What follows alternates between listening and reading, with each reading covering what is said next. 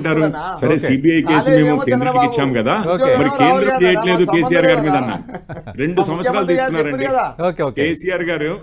ఇది రేవంత్ రెడ్డి గారు 2 సంవత్సరాలు తీసుకున్నారు రేవంత్ రెడ్డి గారు ఏం చెప్పారు అంతకుముందు ఎన్నికల ముందు అంటే నేను సాక్ష్యాధారాలు అన్ని పంపించాను ప్రధానమంత్రి గారి టేబుల్ మీదే ఉన్నాయి కాపాడుతున్నారు కేసీఆర్ గారిని అందుకనే చర్యలు తీసుకోవట్లేదు లేకపోతే ఇమీడియట్ గా అరెస్ట్ చేయొచ్చు అన్న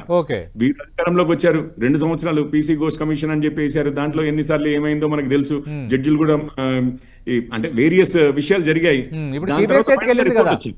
రిపోర్ట్ మీకు సిబిఐకి లెటర్ రాశారు అప్పటి వరకు సిబిఐ అసలు రాష్ట్రంలో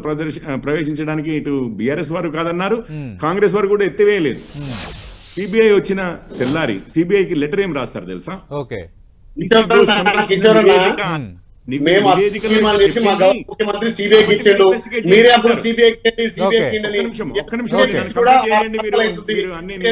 అబద్ధాలు తప్పులో చెప్తే కంప్లీట్ చేయనివ్వండి కంప్లీట్ చేయనివ్వండి సో పీసీ ఘోష్ కమిషన్ ఆధారంగా సిబిఐకి మీరు వచ్చి ఇన్వెస్టిగేట్ చేయండి అన్నారు తెల్లారి హైకోర్టు ఏమనింది పీసీ ఘోష్ కమిషన్ ఆధారంగా ఎటువంటి చర్యలు చేపట్టొద్దనింది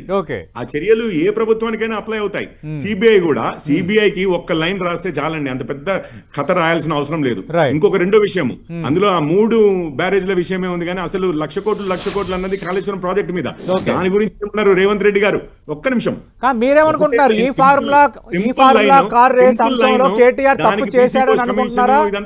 లేదంటే ఇది కక్ష సాధింపు అనుకుంటున్నారా బీఆర్ఎస్ ఆరోపిస్తున్నట్టు కిషోర్ గారు పెట్టిందే సిబిఐ యాక్షన్ చేయనీయకుండా అన్న టైప్ లో అనిపిస్తోంది సో ఒకళ్ళనొకళ్ళు వీళ్ళిద్దరు కాపాడుకుంటూ వస్తున్నారు ఈ రోజు ఇక ఇప్పుడు మీరు ఇంతకుముందు మాట్లాడారు ఏది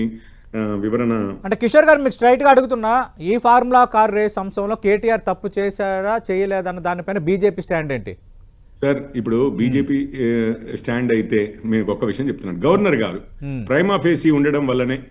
కేసు ఉండడం వల్లనే కదా అప్రూవల్ ఇచ్చింది మేము ఇప్పుడు రాజ్యాంగ ప్రతిపత్తి కలిగిన పొజిషన్ అండి మన ఫస్ట్ సిటిజన్ మన రాష్ట్రానికి ఫస్ట్ సిటిజన్ మన గవర్నర్ గారు ప్రథమ పౌరులు అట్లాంటి వాళ్ళని అగౌరవపరుస్తూ ఎవరి కంట్రోల్లో ఉన్నారు ఏదో అని అనట్లేదు 2 నెలలు తీసుకున్నారు న్యాయ నిపుణులని కన్సల్ట్ చేశారు చేసింది ఏంటంటే ప్రైమా ఫేసీగా అప్రూవల్ లేకుండా కేబినెట్ అప్రూవల్ లేకుండా ఇచ్చారు ఫెమా ఆర్బీఐ అప్రూవల్స్ లేకుండా పంపించారు ట్రైపార్టైట్ అగ్రిమెంట్ క్యాన్సిల్ చేసుకుని కొత్త అగ్రిమెంట్ చేయకముందే పైసలు పంపించారు ఇవన్నీ ఉన్నాయి